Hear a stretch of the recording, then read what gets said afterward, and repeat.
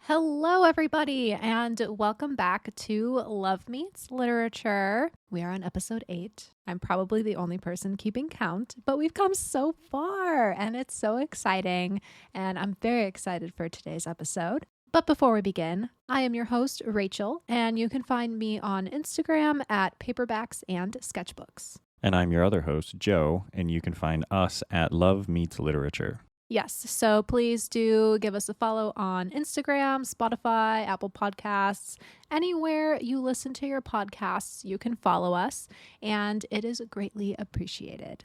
So today we are spicing things up a little bit, and we are going to be chatting about some July new releases that we are looking forward to.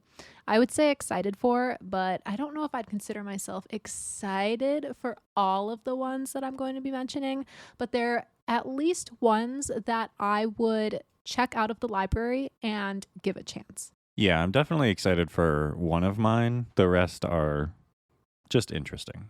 Yeah, I feel like the summertime publishing kind of slows down a little bit, but then it definitely picks back up in the fall. Fall is big publishing, winter is big publishing. So it's a little lull in the summer, but there's still some really great ones. So I'm excited to talk about those today. But before we get into all the book speak, I feel like I should give a wedding planning update. I've gotten a lot of stuff done. Like, everything's pretty done. Yeah, we're pretty on top of it. Yeah, I mean, I did have a little flower crisis a couple weeks ago. And I was like, I don't know anything about flowers. It's so expensive for no reason. And I don't know what to do. I don't know anything. And the florist kept asking me so many questions. And my mind is just like frazzled. I'm like, I don't know how to answer your questions. So I literally had this huge crisis. And I went on to some fake flower website and I impulse bought a bouquet for like $60. And they're made out of wood. They're like wood flowers.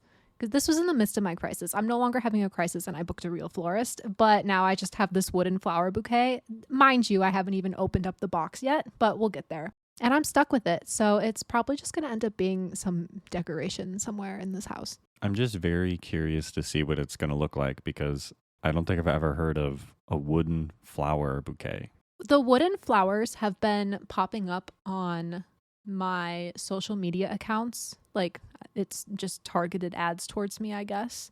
Because I guess Facebook and Instagram learned that I was having a flower crisis over real flowers. So they started showing me all these wooden flowers. And I was like, interesting. So I asked some people who may have used them. And a handful of people in my Instagram group chat came back and they said that they have been to weddings that used the wood flowers and they couldn't even tell that they were fake. So I think it's the way that these are treated because they're treated a special way where they feel soft. Interesting. But I will have to actually open that box. That feels like there's nothing in the box. That box feels empty. It really did feel like a completely empty cardboard box when I picked it up. So we'll see if there's actually anything in the box or if maybe they just sent me a box of air. Who knows? That would be very funny. It would not be funny because I paid $60 for it. I think after shipping it was more than $60, but it's money that I will not be getting back, which in the grand scheme of things is fine. I'll just now have this random wooden bouquet to display in our house. Well, it should last forever, right? If it's wooden. They do last forever. One of the selling features of these fake wooden flowers is that they last forever and you don't have to pay somebody to preserve your bouquet. Well, now you will always remember the crisis you had of the flowers before the wedding forever. Yep, every time I look at that wooden flower bouquet, I will say, yep, I had a mental breakdown over flowers. What a nice way to remember a mental breakdown. So that's kind of where wedding planning's at. We met with our wedding coordinator the other day, so that was nice. And now really all we have to do is schedule our cake tasting, which I'm very excited for. I'm very excited to taste some cake. That and then the actual tasting of the food that we get to do. Yes. Close to the venue time. Yes. Unfortunately, we don't get to taste real food until like 5 months out. I know. I'm so looking forward to it, though. I know. I'm just like waiting for the day that they contact us and they're finally like, hey, let's schedule your tasting. Best day ever. Yes. Doing this right away, immediately. Right? Everything is going very smoothly, I would say. Everyone is saying that we're like way ahead of the game, which I thought we were just like how you're normally supposed to be at in the wedding planning stage when your wedding is less than a year away. Yeah, everyone keeps telling us that we're so far ahead, but I want to do everything now and then relax later, as where everybody, the closer you get to it, they start scrambling and trying to figure things out, and I don't want to do that. Yeah, no, I don't want to be a scrambler. But also, if something goes wrong on the actual day, I'll just have to deal with it. Well, yeah, that's sort of the cost of doing business, but pre-planning, everything we're doing now should make it so that in the future, everything's okay.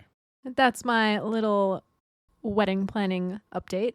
We're at a good spot, which is good because now I can just focus on reading all of the books I want this summer.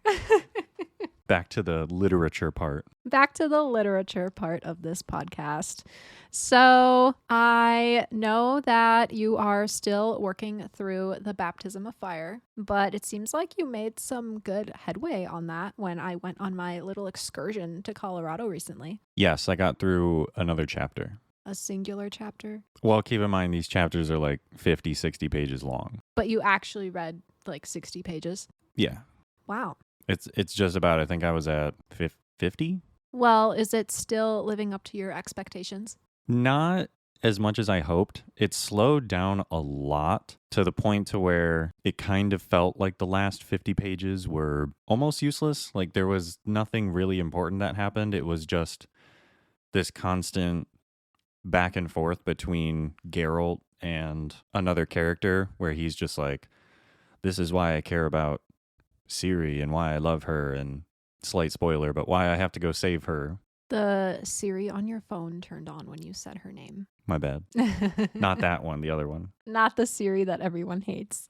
It's just been a whole lot of that, which doesn't make any sense because if you're following the story, you don't need to know, like as the reader, you don't need to know that Geralt cares and loves for her because that's what the whole first 4 books were about. So it just seems very redundant to me and kind of like genuinely, I think I could have skipped the first 40 pages of that chapter. Well, is it kind of seeming like the baptism of fire is more of just a information filler book in the series, or does anything important happen, or will something important happen? They keep leading it up to something important happening. Like they keep touching on a couple of the big, what I'm assuming going to be the big plot points that happen within the book. But it's just been, and I guess I can't be too surprised because in most of the books, it's the first 2 to 3 chapters are pretty slow. I was just really surprised because this one started so strong with its first chapter of like sort of right out the gate, things are happening, things are changing, all this kind of stuff. And then chapter 2 was like the slog and the slowdown, which was just really odd to me. Yeah, sometimes I feel like longer series like that, not every single book has some pivotal moment. Some books are just either information that will become prevalent in a future book, or it's a book that's basically about a different character other than the main character. For example, with Harry Potter, you have the Half-Blood Prince, where we basically just learn about Snape. Right, that's true. Spoiler, by the way. Which, I mean, not really a spoiler because everyone knows that Severus Snape is a character in Harry Potter. And all I said was that book is about Snape. That's not a spoiler. The other big part is, if I remember correctly, this is the book that has slightly lower reviews. But then the book after this, which I'm blanking on the name, is the one with the really, really high reviews. It's got like the 4.98 stars or something like that. So I think this might be the one where it's just sort of information and build up, and then the action and the big stuff happens in the next book, which is fine. What if this book ends on a cliffhanger? That could be it. Because back when these were originally written, they were, again, if I remember correctly, they were wrote about 2 years apart, I think, most of them. So it's not like they came out one after the other. Well, if it does end on a cliffhanger, good thing you own the rest of the series. Right, then I can just go right into the next one. But because of the slowness, it got me to I actually started an audiobook of a different book. Oh, what audiobook did you start? It is called The Aeronaut's Windlass by Jim Butcher. I love that title. Aeronaut's Windlass? Yeah. Like lass as in, hey, Yeah. lass. Yeah. Like the not a lad, but a lass. Yeah. Yeah, like I just think of Cap'n from Animal Crossing when Mhm. he's taking you across the boat in New Horizons. He's like, "Hey, lass." And Yeah. it's It just is. funny. It's got like a pirate sort of, it's like a sci-fi pirate theme, I guess is the best way to phrase it. Interesting. It's interesting so far. I'm on chapter 4. That one has very short chapters. I think the audiobook is like an hour and a half in, and I was already on chapter 4, so it's pretty quick, at least compared to the Witcher series. Well, that's good. We like a fast-moving book sometimes. Yeah, I like it so far. It's been interesting. I recently finished reading an advanced reader copy of a book that the author was so kind to allow me to read. It was called The Narrows by S.M. Hewitt, and it was fine, honestly. I think it was just marketed in a way that made it seem a lot more exciting than it actually was. Like, I appreciate that this independent author is hyping up her book and getting people excited about it, because I think it's great to read indie authors. But at the same time, don't lead me on about what your book is about, because then I'm just going to be disappointed. Yeah, I could definitely see that. So basically, this book, it started out as these two characters. We had Jack and Mia. They were called into their boss's office to discuss partnering together on a new podcast that the company was going to create, because they work for a journalism media company. Now, when Jack and Mia were called to the office, they were very much like, eye roll. I don't want to work with him. I don't want to work with her. Like, we hate each other, blah, blah, blah. Like, we can't stand each other, stuff like that. But then the dynamic that played out right after that scene really didn't make them seem like they hated each other at all. Like, I definitely thought from that scene it was going to be more enemies to lovers because of the way that they just couldn't stand each other in their boss's office. And then they end up going to the wilderness to do podcast research. And they're doing research on this murder because they're a true crime podcast. And during that time, they start out in 2 tents, but then they have to switch to just 1 tent. Only 1 tent instead of only 1 bed. You know, it goes from there. And they are definitely not enemies at that point. So it just gets very, like, their relationship moves very, very fast in a way that it's almost unrealistic. Like, spoiler alert, they were confessing their love to each other after, like, being friends for a week. Yeah, that's a bit weird, especially if they were supposed to be enemies to begin with. Yeah, I definitely was getting the enemy vibe, but then it kind of turned into insta love, which that's another romance book trope where it's basically like love at first sight, insta love. To me, enemies to lovers is more of like a slow burn thing, because, for example, if I were to meet you in the wild and we just decided we hated each other, I don't think we're going to randomly be falling in love like 2 days later. No, probably not. But I will say this author did a fantastic job at writing the super like thrillery suspense part, because this book was supposed to be romantic suspense, which basically means it's like a romance and like thriller kind of combined. She did a really good job with the very last thrillery scene.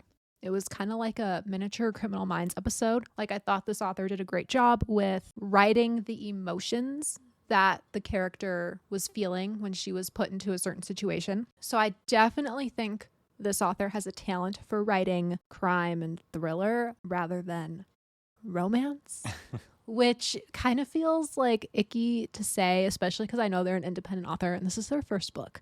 So, like, I'm trying to be nice about it. Right. I think that's fine, though. Like, to give good sort of criticisms, I guess. Right. And there were parts of the book that I liked. However, everyone was saying that this book has great banter. I was not really getting banter per se. They were more just talking to each other.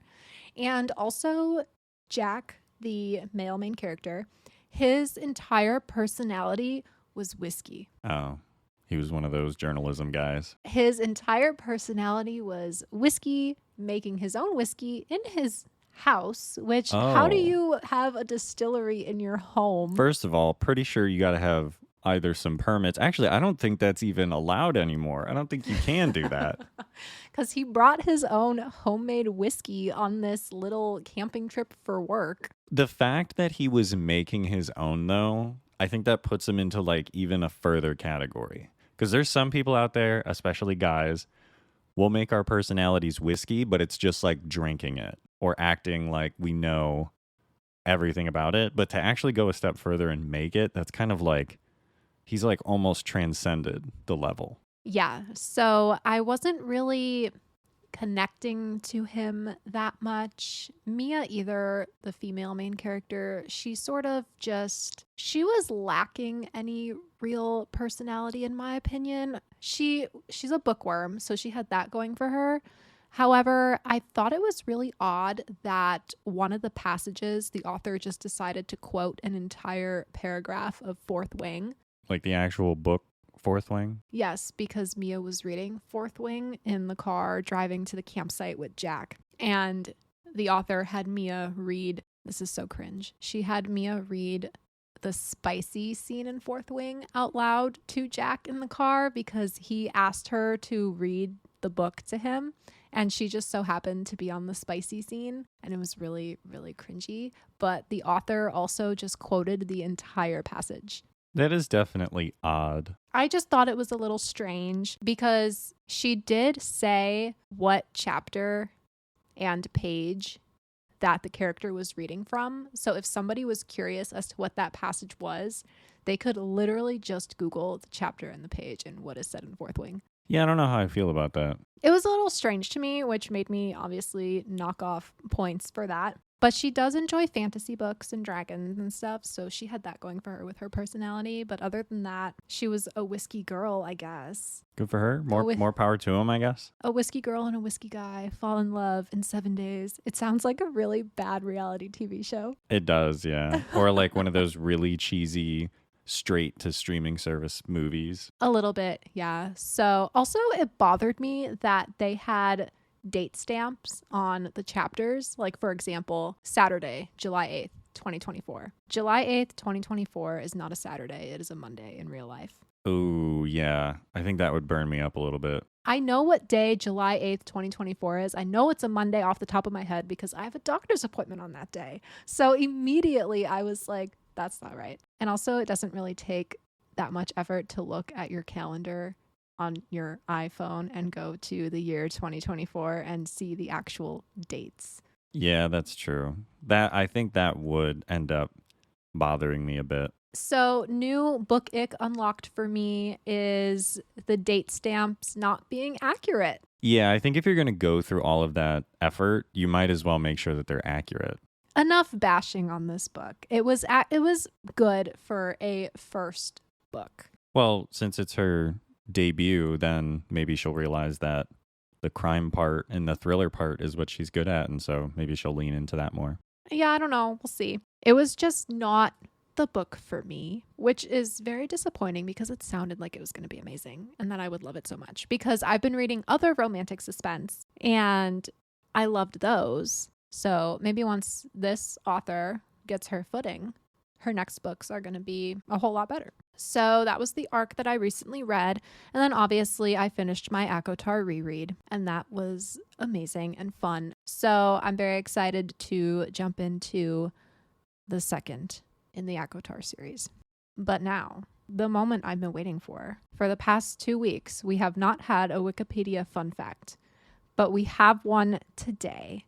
And I am so excited about this week's Wikipedia fun fact. I'm glad you're excited. This week, we are talking about koalas. This sort of came up from the zoo that's near us is going to have koalas. Yes, they are. One of the zoos out here is going to have 2 koalas. Well, they already have 2 koalas that are visiting from the San Diego Zoo for 2 years. And their names are Willem and Brumby. And they look so ridiculous, but so adorable. and I cannot wait to go see them. But also, this really sparked an interest in me about koalas. So now I just want to know all the weird, fun facts about koalas. Yes. So koalas are very interesting creatures. More specifically, they are marsupials. If you're not aware, what makes something a marsupial is the fact that it has a little gross, but it has a live birth and it keeps the baby in its pouch for a certain amount of time until it's old enough to essentially take care of itself. So it's as a kangaroo a marsupial? Yes. So is a wombat, which is the closest relative to a koala, actually. Interesting. I didn't know that wombats were that closely related to koalas. Yes, they're much more closely related to koalas than koalas are to bears, despite being called koala bears. I forgot that koalas were technically koala bears. Yeah, that's what they call them because, according to this Wikipedia page, the white man called them koala bears. I just thought it was funny the way they phrased it. That is so funny. But like they don't even really look like a bear. Yeah, they look more like a teddy bear to me than an actual bear. They look pretty significantly different. But anything that's furry and on four legs, if it's fluffy enough, it kind of looks similar, you know? I mean, I guess, but if you were to put a koala next to a bear, I would know which is which. Well, yeah, koalas have a very distinctive like face and nose, and then they're also way smaller. Koalas are actually labeled under, so the conservation status of animals essentially has a scale that goes from extinct, threatened to least concerned. And then I believe there's one after that, which is like not, it falls under the least concerned category, which is like they're totally fine, everything's okay. Koalas are in the center under threatened, and then under that, they're on the best side, I would say, which is just called vulnerable. So they're relatively okay, but they are still in the threatened section. So that's why they have all these protections and everything underneath them, is because they are a threatened species. That makes me sad when I find out that species are endangered or may possibly go extinct. So I thought it would actually be fun to talk about. I found an article by the WWF.org, which is the World Wildlife Foundation. Yes. They've got 10 fun facts about koalas. So I figured I'd go through these real quick. So the first one is koala actually means no drink. Like the word koala means no drink. Do they not drink anything? They typically don't. Koalas get almost all of their water from the eucalyptus leaves that they eat. And it's actually very rare to see a koala drinking actual water. It's just not typical. It makes me thirsty thinking about never drinking water. Right. And they just don't have the need for it, which is interesting. They have a specialist diet comprising of poisonous leaves. So I mentioned eucalyptus leaves. Koalas have a special enzyme that allows them to digest it, as where normal other animals actually can't eat them. And definitely, some of them can't eat them at all, but most of them can't eat them in large quantities. Otherwise, it will actually poison them. It's toxic to their body. Huh. They live in one of the driest continents in the world. So koalas are native to Australia, which is one of the driest. I knew that they were native to Australia. I have seen Zaboomafoo. So what? What was that? Zaboomafoo? Isn't that the show that used to be on WTTW Kids? Oh, yes, I do believe that is what it's called. More specifically, they are in the coastlines of Queensland, New South Wales, South Australia, and Victoria. I want to go to Australia so bad. It seems really, really cool. Plus, I really want to go to the Australia Zoo, specifically the Sydney Zoo. That would be very fun. You'd be able to see koalas. I would, but I can see koalas in Chicago now. So do I really need to go to Australia? Maybe one day. A koala is the only surviving member of its family. Let me explain it. There is only one species of koala in the world, and the closest living relatives are the common wombat. The wild numbers are estimated to be around 300,000 mature individuals, but showing a decline population trend, which is why they're in the zoos to try to help bump that up, and conservations and preservations and all that kind of stuff. What it means, though, by the only surviving member is when you think of dogs, for example, there's literally thousands of different types of dogs, Right. as where with koalas, there's only one. There's no variance in them. They're all the same. Oh, gotcha. So there's only one type of koala. Correct.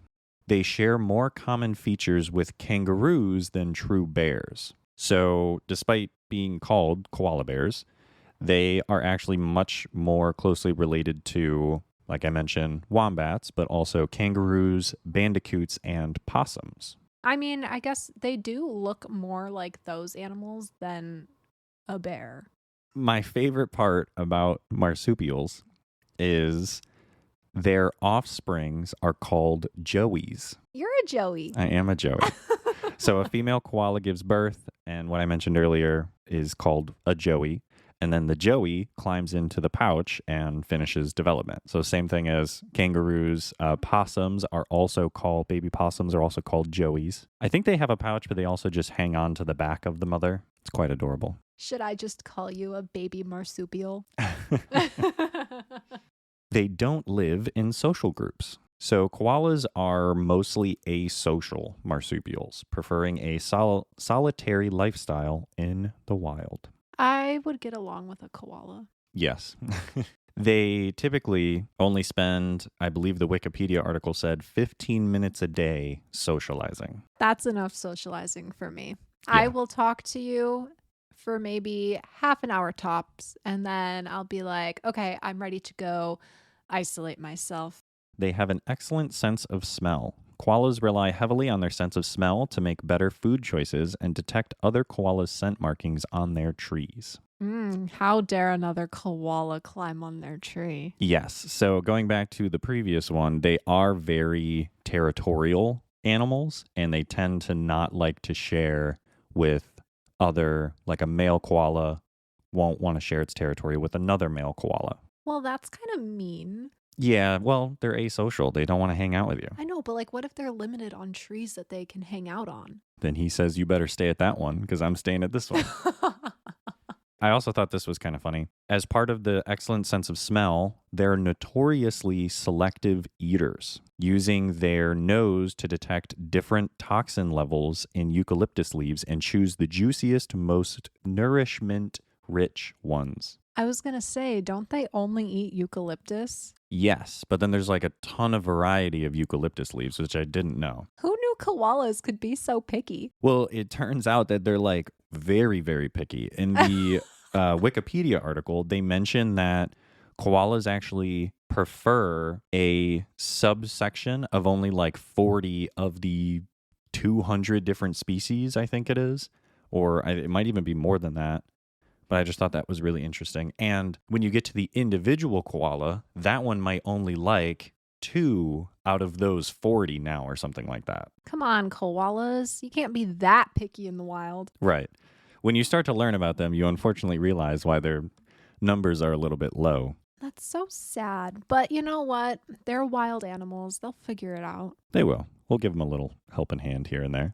They can sleep up to 18 hours a day. That sounds very nice and relaxing, but that also sounds similar to our cat Peaches over here. Yes, she does spend a lot of her time sleeping as well. I also remember reading that the koalas, so obviously there's 4 to 6 hours at the end of that day, they spend that eating, and they typically eat in 4 different cycles. So they'll wake up, be awake for a few hours, eat, go back to sleep for another 6, wake up, eat, and then just keep repeating that cycle. Well, they better be awake and eating and chomping on eucalyptus leaves when we go visit them. Yeah, definitely. I don't want to be stuck seeing a sleeping koala, even though it would be adorable, but also I want to see them doing something. Right. I just want to see them like crawling around or whatever. Yeah.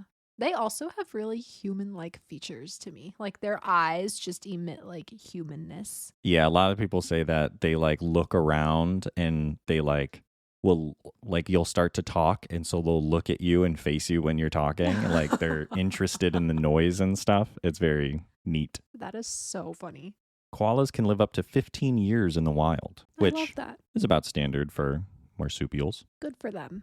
Anyway, so that was super fun to learn about koalas. I feel like I'm going to be the koala expert when we go to the zoo and visit them. You'll have to bust out the fun facts. Get your note cards out. I know, like, I feel like I could be a zoologist now. There you go.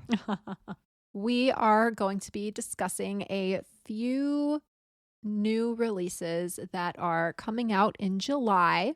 So, we're going over this at a great time, just in time for the month of July. You can start getting your TBRs ready, start adding them to your Goodreads, your Storygraph, pre-order them maybe if that's your thing. Personally, I don't like to pre-order books because it makes me nervous that it just won't get here and they've taken my money. So I'm very excited to dive into these. One book that I am very intrigued by that is coming out on July 30th is 1 Year Ago in Spain by Evelyn Skye. First off, the cover of this book is really, really pretty. It's orange and it has like all these different things on it. There's like an artist palette, a picture. It's got the two people by the window. It just gives very summery vibes. So I'm already loving that. Now, obviously, this one is a romance. There's been a lot of really good romance books coming out recently, and it makes me happy because for a while there weren't really any romance books that I wanted to read. I was very stuck on thrillers and historical fiction, but I feel like I'm back in my romance era now because there's just so many good ones coming out. 1 Year Ago in Spain by Evelyn Skye is about a woman who must woo her lover's soul back into his body to wake him from a coma or risk losing him forever. So Claire Walker has always had her life in perfect order, including her high-powered job at one of Manhattan's top corporate law firms. Yet the one thing she can't seem to find is a perfect love to complete it, until fate pushes Matias de Leon into her path. That's such a fun name to say, Matias de Leon. So Matias is a Spanish artist who is everything that Claire is not. He is free-spirited and creative, chaos to her order. She falls for him hard, and he also falls for her. But a year later, however, Claire begins to question everything about the relationship. How can they possibly work long-term when they're so different? Might it be best to end it before they are both too deep? Then tragedy strikes while Matias is visiting family, leaving him gravely wounded in a Madrid hospital. And when Claire drops everything to race to his side, she finds she is the only one who can see and talk to Matias's soul, detached from his comatose body. But that soul has no memories of his year in New York, of her, or of their relationship. Claire soon realizes that in order to lure Matias back to his body, she will have to convince him to fall in love with her all over again. This definitely seems up your alley. It seems so up my alley, and it kind of reminds me of that movie that came out a really long time ago. I think it was called The Vow, where Yes. I think it was the girl didn't remember the guy, but the guy remembered the girl. Yeah. Was it a Channing Tatum movie? Yeah, I watched it in theaters. I was in my rom-com era. I watched that movie in the basement of my best friend's house. In my defense, it was pitched to me as more of like, the best way to phrase it is like a guy's rom-com, and it was definitely more pitched to me as rom-com, heavy on the comedy side. No, and it was not at all. It was straight romance and drama. It was very dramatic, and it was very kind of sad. It was kind of sad, yeah. But back to 1 Year Ago in Spain. 1 Year Ago in Spain sounds amazing, and I'm very much looking forward to reading this, so much so that I might see if the library has it available for me to put on hold right now. But this one, again, comes out on July 30th, so the very tail end of July. It's romance, it's got that magical realism element to it too, so very excited. Again, 1 Year Ago in Spain by Evelyn Skye. What is on your radar for July? My number one pick is called Breaking the Dark, a Jessica Jones Marvel crime novel by Lisa Jewell. I've heard about that one. Yes, I guess this is like pretty anticipated from what I've gathered from doing a little Google searching online. Let me hit you with the description really quick. The morning a distraught mother comes into her office, Jessica would prefer to nurse her hangover and try to forget last night's poor decisions. But something about Amber Randall's story strikes a chord with her. Amber is adamant that something happened to her teenage twins while they were visiting their father in the UK. The twins don't act like themselves, and now they have flawless skin and have lost their distinctive tics and habits. And they keep talking about some girl named Belle. Amber insists her children have been replaced by something horrible, something perfect. Breaking the Dark is the first book in a brand new Marvel crime series, introducing the fans to a grittier street level side of the Marvel universe and will continue with original novels featuring the fan favorite characters like Luke Cage and Daredevil. So this seemed to me like if you liked the Netflix shows of the Marvel characters, which had Luke Cage, Daredevil, Jessica Jones. I feel like there's another one that I'm forgetting, but those shows were regarded very highly and everyone seemed to love them. And I actually watched a couple episodes of the first season of Jessica Jones and I really liked it too.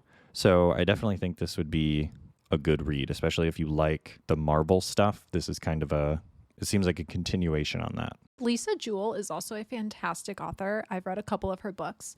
She writes a lot of thrillers, but she's also written in other genres before, so it's probably going to be very well written too. Yeah, I'm definitely looking forward to this. I'm going to see if I can try to pick it up somewhere, maybe the library, or if there's like a good deal on it I can find somewhere. This one comes out July 2nd, so right at the top of the month. Comes out very, very soon. Yeah, I mean, it's Marvel, so I'm sure the library will absolutely acquire a copy. Yeah, and I'm definitely excited for the future novels as well. I'm assuming that they're going to be written by different people. I believe that's what it said in the little description. Yes, I believe I did see something about these Marvel books on Bookstagram, and I believe it's different authors for all of the books. Yes, the Luke Cage stories, at least what I'm seeing here is the first one will be pitched or will be written by S.A. Cosby, and the Daredevil will be written by Alex Segura.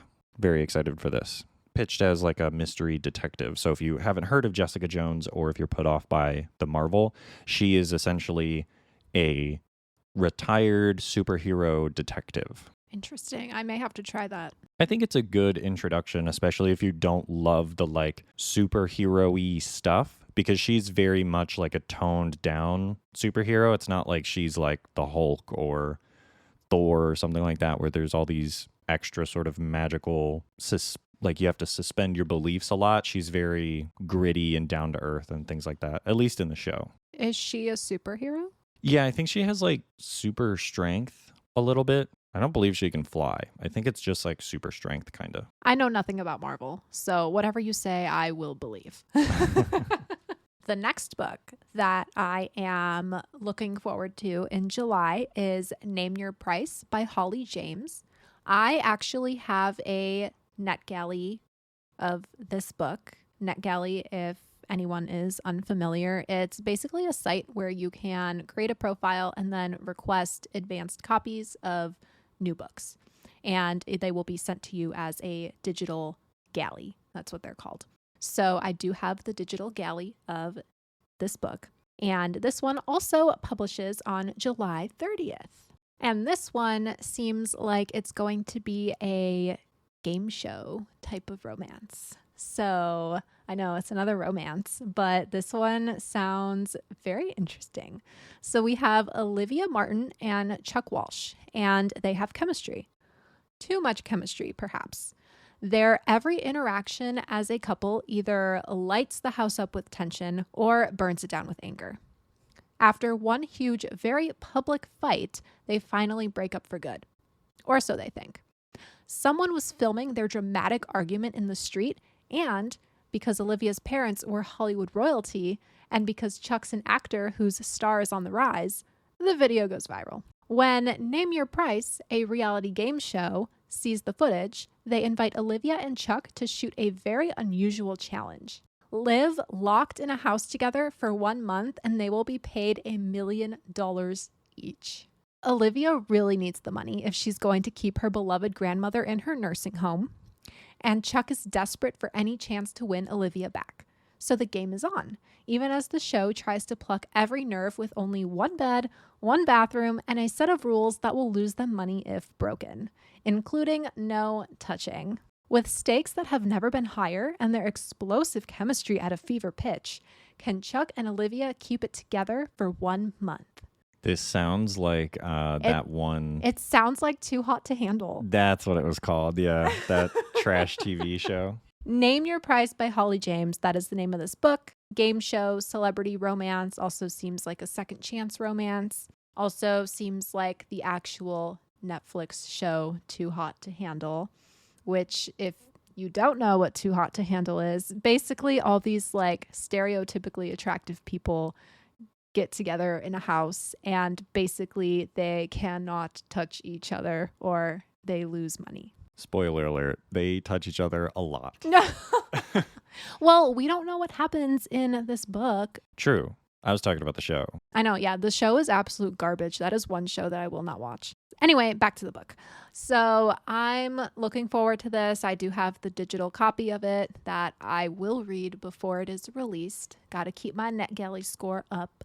I don't remember if I've read a Holly James book before. I think this sounds like a fun read. So, I mean, I guess if you haven't, this is a good start to it. Yeah, it sounds really fun, and I'm super excited. Again, a beautiful cover. It's like teal and yellow, and it just looks very, very, very nice. I'm a cover lover. Name Your Price by Holly James publishes on July 30th. My number 2 is called The Grandest Game by Jennifer Lynn Barnes. Ooh, I have 3 of her Hawthorne Brothers books on my shelf right now. I knew that the name sounded familiar, and it's really funny that you mention Hawthorne Brothers because it has them in this. Well, I think The Grandest Game, I think that's actually part of the series. That's what it kind of seemed like, but it also seemed like it could be a standalone. I wasn't entirely sure. It just sounded interesting regardless. Well, if it sounds interesting to you, you're going to have to read the first 3 that are on my shelf. I guess so. So the description for this one is, welcome to The Grandest Game, an annual competition run by billionaire Avery Grams and the 4 infamous Hawthorne brothers, whose family fortune she inherited. Designed to give anyone a shot at fame and fortune, this year's games requires one of 7 golden tickets to enter. With millions on the line, those 7 players will do whatever it takes to win. Some of the players are in it for the money, some for power, some for reasons all their own. Every single one of them has secrets. Amidst all is Grayson Hawthorne, tasked with a vital role in this year's game. But as tensions rise and the mind-bending challenges push the players to their limits physically, mentally, and emotionally, it soon becomes clear that not everyone is playing by the rules. That does sound good. I really need to read the Hawthorne Brothers series. I do have it on my shelf. Well, the first 3 books. I think she came out with a 4th right after I bought those 3. Oh, no. I really liked the pitch of this one because it strikes me as a Ready Player One. And I really liked the movie. I never read the book. I know that's like a sin, but I never read the book. I really liked the movie. I wasn't one of those haters. I just liked it for what it was. And that's what I try to do. I try it like when I watch movies, especially if I knew they were a book before, I try to just digest it and watch it instead of like hyper analyzing it. But I know the book was really good. A lot of people have really liked the book, and this kind of feels that same vein a bit. So this one seemed very interesting to me. Well, you'll have to check it out. I guess so. But do some research and make sure it's not part of that series. Yeah, I'll have to double check. Otherwise, you might be lost. When does that one publish? This one publishes July 30th, so also at the end of the month. This one is labeled as a new series. Oh, interesting. I wonder if it's like a spin-off series then from the first one. Set a year after we last saw Avery and the Hawthorns. So it sounds like it takes place after the series that you mentioned. That was The Grandest Game by Jennifer Lynn Barnes. Well, another book that I am actually very, very much looking forward to is The Au Pair Affair by Tessa Bailey. So this is actually the second in her Big Shots sports romance series. I did read Fangirl Down earlier this year, and that was a golf romance, and it was amazing. I loved it so much, and it was actually my first Tessa Bailey book. So I'm very much looking forward to reading the second one, The Au Pair Affair, which I believe this one is going to be a hockey romance. Tallulah is our main character, and she is smart, vivacious, and studying to be a marine biologist. She's also 26 and broke. So when Burgess, a battle-scarred hockey veteran and newly single dad, offers her a job as his live-in nanny, she jumps at the opportunity to get paid while living in a super fancy neighborhood and being around Lissa, his cool but introverted teen. Oh, she's a tween. Sorry. She's between teenager and whatever it's called, preteen. Tallulah's tween charge isn't the only one who could use some help fitting in, though. According to everyone except Burgess, he needs to get back on the dating scene, and adventurous Tallulah is just the girl to show him how. But as boundaries are slowly crossed and Burgess finds himself pulled between his daughter, who wants her parents back together, and his insane chemistry with Tallulah, a huge rift is formed, and Tallulah does the right thing and breaks her own heart and walks away. Though Burgess knows it's for the best, a chance meeting and a new push from his daughter forces him to put everything on the line and fight to prove he learned his lessons well and is worthy of a happily ever after with Tallulah. This is a romance. Yeah, I can tell. This is a romance, specifically a rom-com and a sports romance. This series is actually going to be a series of supposedly interconnected standalones. So like the first book was two totally different characters than this book is going to be. So that's like the thing now. A bunch of romance authors are writing these interconnected standalones where it's basically the same universe. It is the same universe, but each book just takes two different characters from previous books. I mean, it kind of makes sense. It does, and I think it's good because I remember I liked Tallulah in Fangirl Down, even though we didn't get a ton of her, but now she has her own book, so that's kind of exciting. And Burgess was the best friend of the male main character in Fangirl Down, so that's kind of the connection there. And also Tallulah was the best friend of the female main character in Fangirl Down. So, but this one publishes on July 16th, so that's very soon, and I'm literally busting at the seams waiting for it because I want to read it so bad. I'm going to be placing that library hold ASAP. So that was The Au Pair Affair by Tessa Bailey, a sports romance, #2 in the Big Shot series, publishes July 16th. Next up on my list is a nonfiction book. It is called Guilty Creatures, Sex, God, and Murder in Tallahassee, Florida. What on earth? That's the title, by Makita Brotman. Mike and Denise Williams had a tight-knit, seemingly unbreakable bond with childhood friends Brian and Kathy Winchester. The two couples were devout, hardworking Baptists who lived perfect, quintessential Southern lives. Their friendship seemed ironclad.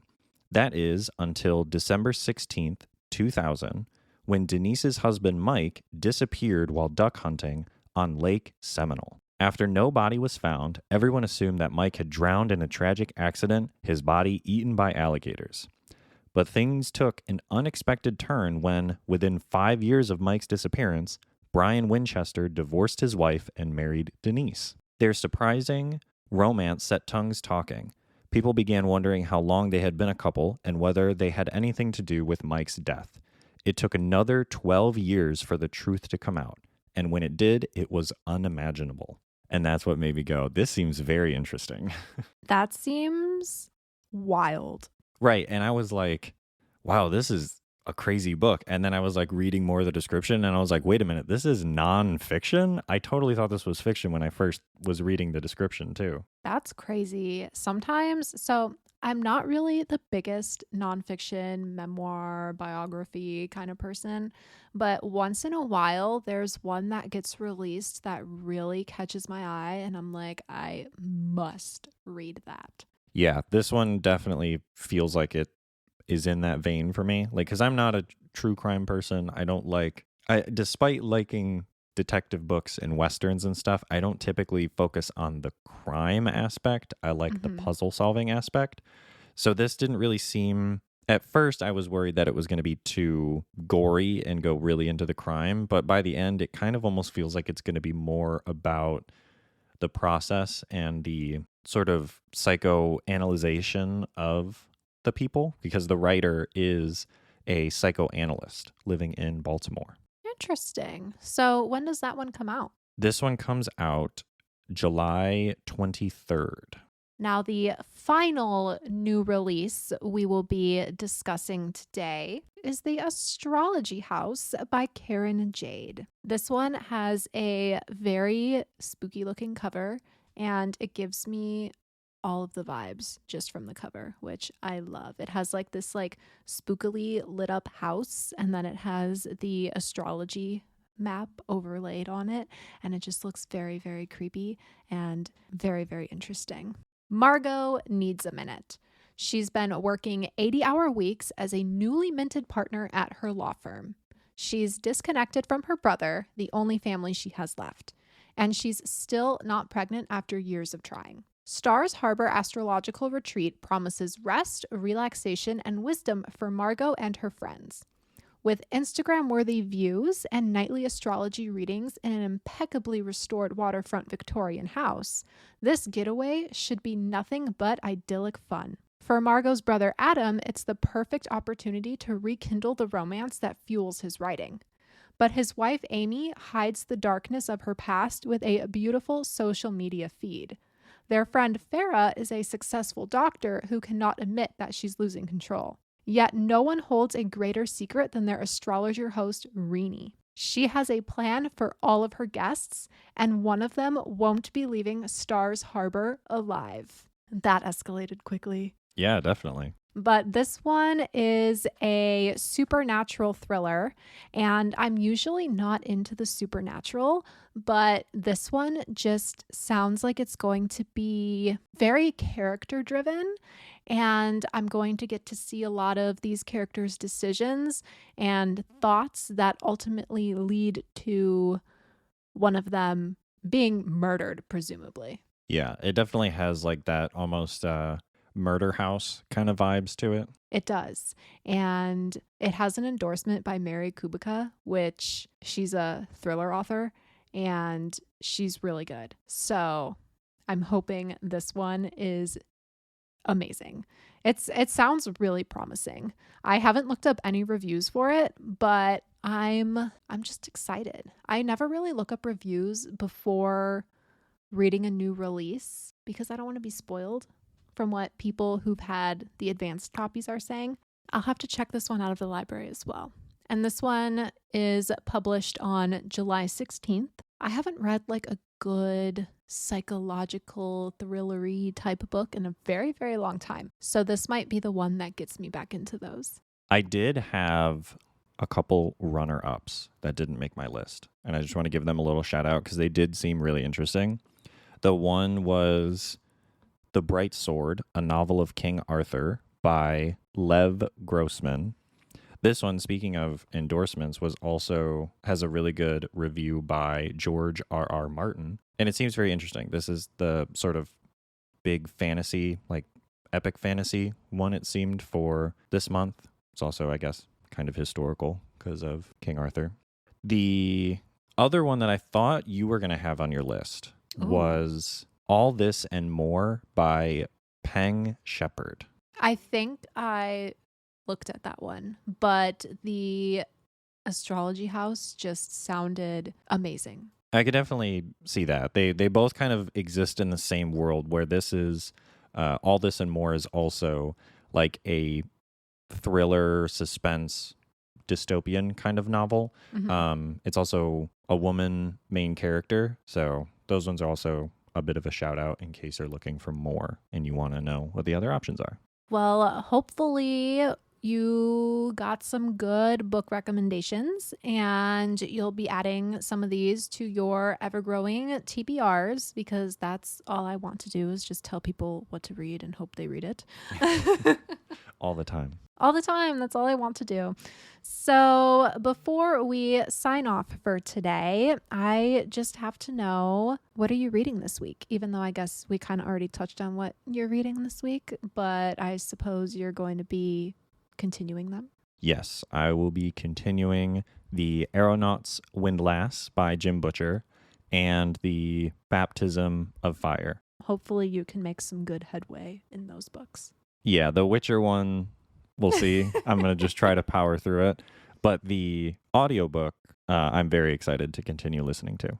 Well, I am literally almost done with The Rom-Commers by Catherine Senner, and I almost stayed up way too late last night powering through the last 100 pages, but then, I had a conscience and I was like, you should go to bed. So I went to bed instead of finishing the last 100 pages. So I think I have about 40 pages left as of right now, and I'm definitely going to be finishing that today. Oh, yeah. But the hardcover copy of that book is so pretty. It's so colorful. It has pink sprayed edges, which is so gorgeous. And you see, I actually have the NetGalley copy of the Rom-Commers, but I didn't think I was going to get approved for it, which is why I hastily pre-ordered the book 3 months ago, because I was like, I can't wait to read it. I need to read it right now. But then, I got the NetGalley for it, so I didn't really need to buy the book, but I love Catherine Senner, so I would do anything to support her, and I bought the book. Well, there you go. It's a win-win. She can thank me. She can thank me. You hear that? Individually. Written on a note, please, if you could. I'm just kidding. But it's really fun. It's a super fun book. It takes place in the same universe as The Bodyguard by Catherine Senner. And I loved The Bodyguard. It was like a celebrity romance. And this one is kind of the same. It takes place in Hollywood, but they're screenwriters. They're not the actual actors that are on the screen. But it's fun and it's funny, and literally had some laugh out loud moments, which I never laugh out loud when I do anything. So yeah, that's true. If a book can actually make me laugh, then it deserves 5 stars. I'd agree to that. Yeah, so I'm going to be finishing up that. And then I've got a bunch of library books that I need to start. I'll probably start one called The Titanic Survivors Book Club, which seems sort of like a historical fiction. I don't really know. I just picked it off the new shelf at the library, and I'm attracted to anything that has anything to do with the Titanic. I'm just somewhat obsessed with the Titanic. I did not know that. Really? You didn't know that? No. I've only ever seen the movie, I think, like once. I've never seen the movie Titanic. I mean, I'm obsessed with like the actual historical events of the Titanic. Oh, okay. Not the movie, which makes more sense now that I've clarified I'm not obsessed with the movie. Yeah, I was like, I don't think we've ever watched that movie together. No, not obsessed with Leonardo DiCaprio and Kate Winslet. See, that's what I think a lot of people are actually obsessed with. They're like, I love the Titanic. And it's like, no, I think you love Leonardo DiCaprio. But no, I am very intrigued by what actually happened that day on the Titanic. There's so many conspiracies around it. So I've read many books on it. I read one book called The Orphan of the Storm, I believe it was called. And it was a historical fiction, but it was based all around an actual Titanic survivor in France in 1913. Oh, I do remember you talking about that one now. Yes, it was so good. And it just made it even better that it was based on those true events. Yeah, that is kind of cool. Yeah, so I am looking forward to that. And I'm just making my way through my library stack because, it's quite large at the moment. So we've got some good reading to do this week. We've got some new releases to look forward to in July. We're just going to be reading all summer long over here. Yep, gonna try to. So we will leave it at that. Hopefully you found some new books, and I guess go read a good book right now, and we will see you next week. Happy reading!